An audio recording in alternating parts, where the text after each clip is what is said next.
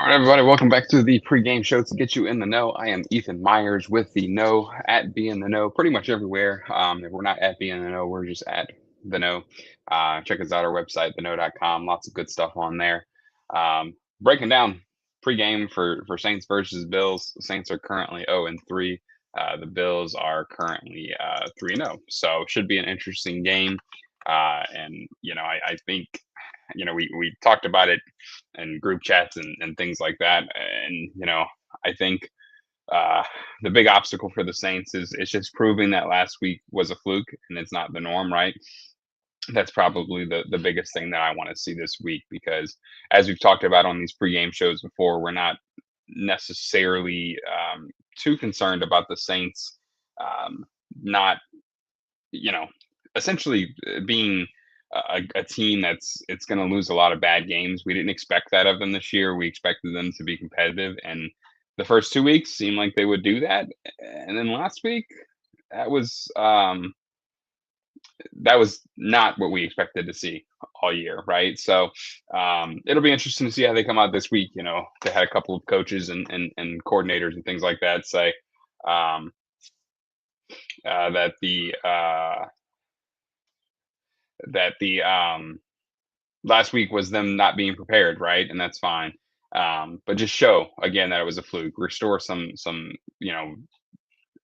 hope back into this fan base, or else you're going to lose them very quickly, just like Dennis Allen lost them and Derek Carr lost them, right? So that's the biggest thing I think they have to do. Obviously, a win would be huge. That would be the most ideal thing, but the Bills are rolling. The Bills are healthy. So a win would be an upset, so to speak. And frankly, I think that's what the Saints need. They need upset to upset, right? You had an upset last week where you just looked bad. Uh, Disappointing, embarrassed is a couple of words that I saw thrown around, and I agree with. This week, I think you need to do the same thing. You need to disappoint some folks and put the Bills on their back and just take the game. I don't think staying competitive is going to instill confidence in anyone that this team can be as constructed, building for the future. A lot of folks are saying we're currently in the rebuild mode, despite what the front office and other folks say about what's currently going on. But I digress. Again, we'll kind of hop into the Saints versus Bills first. Chase Young out again, making that injury that was downplayed a little bit seem a little more severe than it originally was. Calf injuries, lower leg injuries are always kind of tough to deal with and kind of tough to talk about. But at this point, he could have went on injured reserve and possibly came back. I can't remember the exact designation that he would need or player on it something other than just being out 4 weeks in a row. That's not what you want to see from someone who you instilled some confidence in and gave him a contract after he came here to prove it. So uh, Vele is going to play. Cameron Jordan, Trevor Penning, Trey Palmer, Fuaga, they're all playing as well. The big inactive that I think once again we saw is interesting that Kneaux, the running back, rookie running back, he's inactive again. I hope someone, in these post game pressers and things like that, gets some more details on that. Because again, if it's an instance of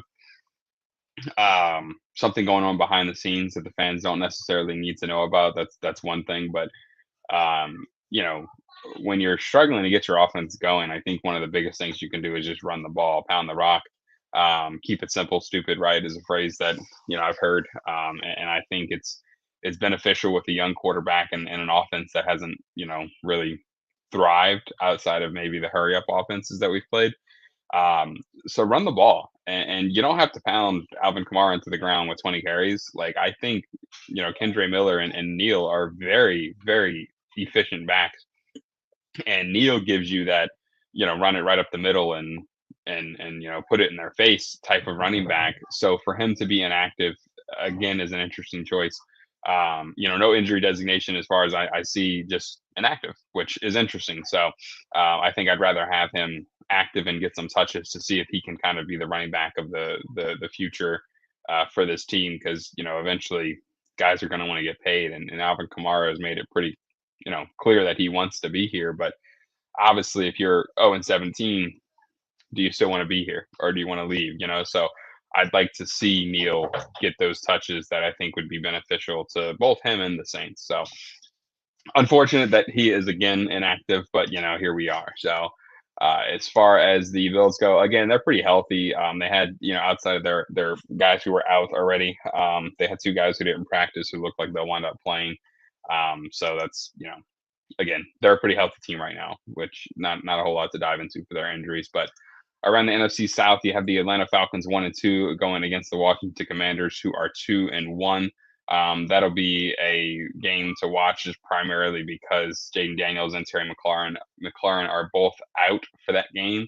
So that kind of opens the windows for the Falcons to kind of get a comeback game after benching Michael Penix last week. So that should be an interesting one to see. That game is at noon as well. And then you have the Panthers 1-2 against the New England Patriots, who are also 1-2. Not a whole lot to watch there. Just two 1-2 teams going at it. So it will be interesting to see who pans out that game. And the Buccaneers battled the undefeated. So you got Philadelphia Eagles 3-0 coming to Tampa to play the Tampa Bay Buccaneers, who are also 3-0. Baker Mayfield is playing at a very high level for kind of what people expected of him through the years. So unfortunate for us, he's playing his best football when we're probably playing our worst. But let them have their run while we're not running is I guess a philosophy there. So. But yeah, like I said, we're not going to dive too much into it. I think ultimately for the Saints to win, you need to get the ground game going early. I think last week, I kind of spoke on it on the post game. That was an embarrassing game, but I think a lot of it was just momentum, right? You have a new head coach, you have a young quarterback, you have a young team, kind of, sort of. Not a lot of guys sure about their future on this team. And you have an instance where you just get hit in the mouth 3 times in a row. Like those were just some haymakers that completely shifted that game. And that's what you have to avoid, number one. And I also think you just have to get the run game going. I've said it before. I feel like I say it every week, even last season. The run game is going to help your offensive line because there's only so many times those defensive line or front 7 guys are going to want to get hit in the mouth by 280, 300-pound linemen to where they're eventually going to kind of step back before stepping forward, right? And you just have to establish that. That would be beneficial for the whole offense and highly beneficial for a young quarterback in Spencer Rattler. So that's the biggest thing I think the Saints need to do. I don't know if I want to call it a key to victory, but let's call it a key to success. Run the ball. It's not hard. You have Alvin Kamara, you have Kendre Miller. You should have Neal, but you don't. Just get that going. Get some screen passes going. Get Spencer Rattler running out to doing some play action with just anything. And that's the biggest thing is like I said earlier, I think the offense this week needs to just practice the keep it simple, stupid policy, and just make sure that you're calling plays that are to your team's strengths, because the previous 2 weeks it seems like we're dinking and diming, and that's not going to win football games, especially against some of the high-powered offenses you see nowadays. Let Spencer go. See what he can do. You chose him for a reason. Play to his strengths. That's the biggest thing that I think we need to do.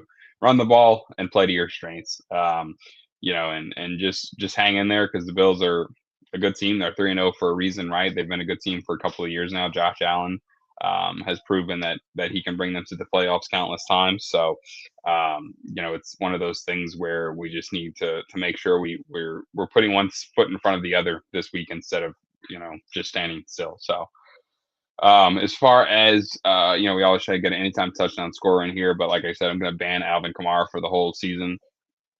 I'm just going to run it back. I'm going to say Vele. I think he's the big body receiver you need down in the end zone, or down in the red zone, I should say, to get into the end zone. And he feels like a good pick for it. So I'm going to say Vele again. And then, I think anyone can get a touchdown on the Bills right now. So we'll see how that goes for us. I don't even want to pick one of them because it just feels like it's going to be something silly like Josh Allen running into the end zone because no. And so that's the thing that I think we'll have to see is what happens with the Bills offense, because if they come in and they come out swinging, which I think they will, they're going to try and take some big shots on us. I think at this point our secondary is well known to hold and to make bad decisions. So we'll see how it goes. We're not going to like I said, I think to instill a lot of confidence back into this fan base, you're going to need to um, get a win.